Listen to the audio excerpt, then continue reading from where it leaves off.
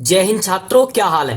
तो बेटा आज हम पढ़ने वाले हैं जो आपका 10th क्लास का मैथ है ना, उसमें ये बेटा आपकी प्रश्नावली है 1.1। ठीक है, उसमें से ये बेटा आपका क्वेश्चन है क्वेश्चन नंबर 4 और क्वेश्चन नंबर 5। तो बेटा इस वीडियो में हम इन दोनों क्वेश्चनों को कंप्लीट करने वाले हैं। ठीक है, इससे पहले बेटा जो इससे पहले के जो क्वेश्चन हैं इस एक्सरसाइज के सभी बेटा हमने अपने यूट्यूब चैनल पे ऑलरेडी अपलोड कर दिए हैं। ठीक है, आप वहां जाके चेक कर लेना। ठीक है, तो चलिए बेटा क्वेश्चन नंबर 4 को देखते हैं सबसे पहले। ठीक है, तो क्वेश्चन नंबर 4 में इसने क्या कह रखा है, इसने कह रखा है HCF 306,657 बराबर 9 दिया है। ठीक है, ये हमें दे रखा है। ठीक है, और यहाँ पे LCM 306,657 ज्ञात कीजिए। तो बेटा इसका मतलब ये है कहने का कि इसने इन दोनों का, ये जो दोनों संख्याएं हैं ना, इसका इसने बेटा HCF तो दे रखा है हमें 9। ठीक है, लेकिन हमें बेटा इसका क्या करना है, 306 और 657। ठीक है, इसका LCM निकालना है। ठीक है, तो इसके लिए बेटा हम एक फॉर्मूला से निकालते हैं। ठीक है, तो चलिए बेटा सबसे पहले यहाँ पे हम किसी भी क्वेश्चन को करने से पहले यहाँ लिख लेते हैं। पहले बेटा हम चौथे क्वेश्चन को कर रहे हैं, इसलिए क्वेश्चन नंबर 4 यहाँ पे डाल देते हैं। ठीक है, तो क्वेश्चन नंबर 4 में सबसे पहले लिखेंगे हम यहाँ पे बेटा हल। ठीक है, और हल लिखने के बाद में ठीक है जो भी यहाँ पे दे रखा है वो हम लिख देंगे। क्या दे रखा है बेटा, यहाँ पे ये हमें दोनों संख्याएं दे रखी हैं। ठीक है, और इसका HCF दे रखा है, तो यहाँ लिख लेते हैं पहले दिया है। ठीक है, दिया है लिख लो, कोई बात नहीं, दिया है। ठीक है, क्या दे रखा है बेटा, इसमें दे रखा है हमें बेटा HCF, तो यहां लिख लेंगे HCF बराबर कितना है बेटा 9। ठीक है, और हमें दो संख्याएं दे रखी हैं, क्या क्या है देखो, पहली संख्या और दूसरी संख्या। ठीक है, तो दोनों संख्याएं लिख लेंगे हम। ठीक है, यहां लिख लेंगे संख्याएं। ठीक है, बराबर, तो संख्या क्या दे रखी है बेटा हमें, देखो 306। ठीक है, कॉमा 657, ये दोनों हमें संख्याएं दे रखी हैं। ठीक है, अब इसके लिए क्या करेंगे बेटा, एक इसके लिए बेटा फॉर्मूला होता था, क्या देखो यहाँ पे होता था, यानी LCM ही तो निकालना हमें। तो LCM निकालने के लिए तो बेटा यहां पे लिखेंगे दो, ठीक है, संख्याओं का गुणनफल, संख्याओं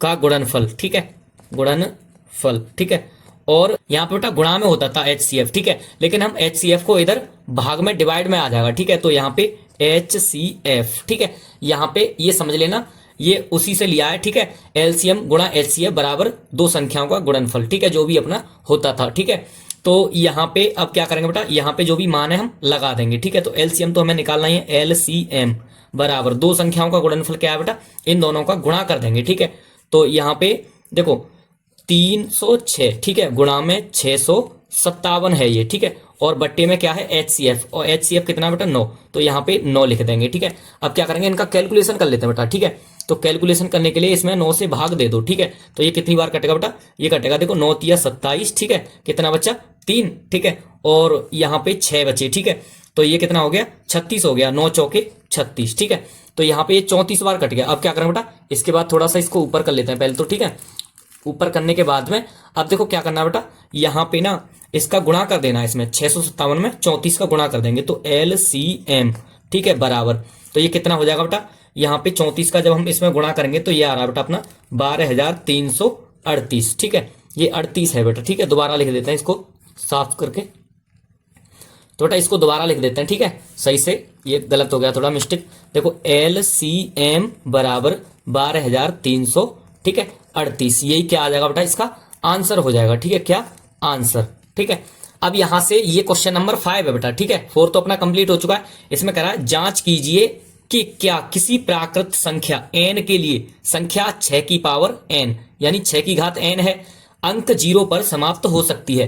तो बेटा ये जो भी इसने क्वेश्चन में दे रखा है वो हमको सिद्ध करना है, क्या ये 0 पर समाप्त हो सकती है या नहीं, ये जो संख्या है ना अपनी 6 की घात n। ठीक है, ये वाली। ठीक है, तो चलिए बेटा इसको सॉल्व करते हैं। ठीक है, जब बेटा कोई संख्या हमारी 0 पर समाप्त हो रही है, ठीक है, 0 पर खत्म हो रही है, तो वो बेटा 10 से विभाजित जरूर होगी। ठीक है, और 10 से विभाजित होगी, इसका मतलब 2 और 5 से भी विभाजित होगी, क्योंकि 10 का फैक्टर जो आता है ना, 10 का अभाज्य गुणनखंड होता है, वो क्या होता है 2 और 5 होता है। ठीक है, तो इसलिए बेटा यहाँ पे हम छोटी सी भाषा में लिखे दे रहे हैं। ठीक है, क्या लिखेंगे यहाँ पे, तो बेटा यहाँ पे लिखेंगे, सबसे पहले हम क्वेश्चन नंबर 5 कर रहे हैं ना, तो यहाँ पे 5 लिख दे रहे हैं पहले। ठीक है, इसके बाद यहाँ पे हल लिखेंगे, और हल लिखने के बाद में बेटा जो भी हमने आपको जो रूल बताया ना यहाँ पे, हम उसे एक बार लिख लेते हैं यहाँ पे। ठीक है, तो चलिए बेटा जैसा कि हमने आपको बताया था अभी, ठीक है, वो हमने लिख लिया यहाँ पे। यदि कोई संख्या 0 पर समाप्त हो सकती है तो वह 10 से विभाजित होगी, अर्थात 2 और 5 से विभाजित होगी, क्योंकि 10 बराबर क्या होता है बेटा, 10 के जो फैक्टर होते हैं वो होते हैं 2 गुणा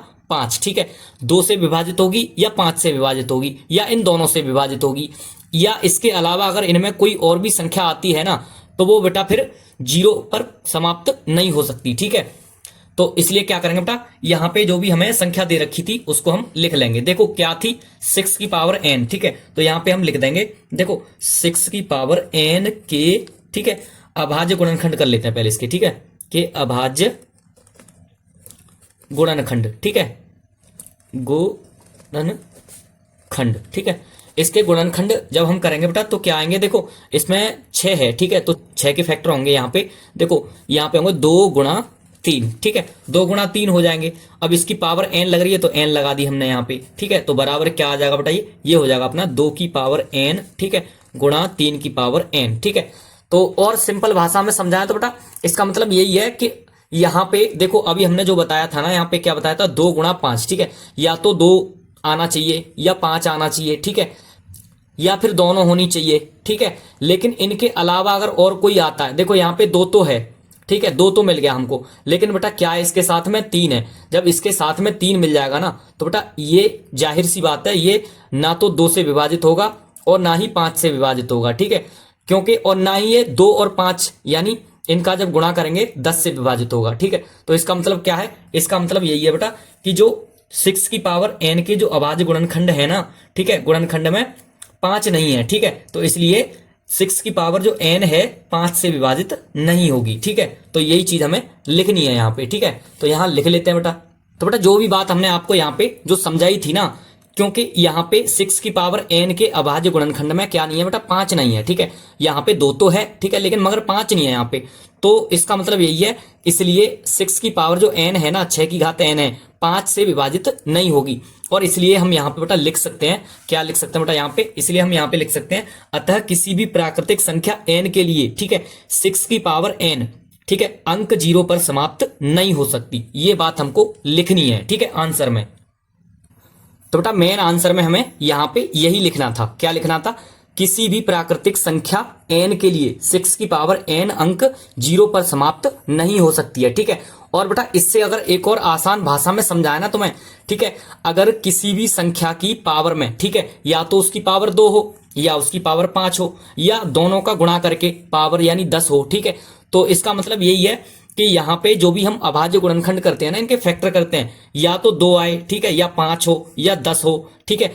अन्यथा यहाँ पे क्या, इसके साथ में बेटा या तो कोई इन 2 और 5 के अलावा और कोई संख्या नहीं होनी चाहिए, ठीक है। सिर्फ अपनी ये जो 2 संख्या है ना, इन्हीं पे ये काम करती है, ठीक है, इन्हीं पे 2 संख्याओं पे काम करती है, यानी या तो 10 हो, 2 गुणा 5 हो, ठीक है।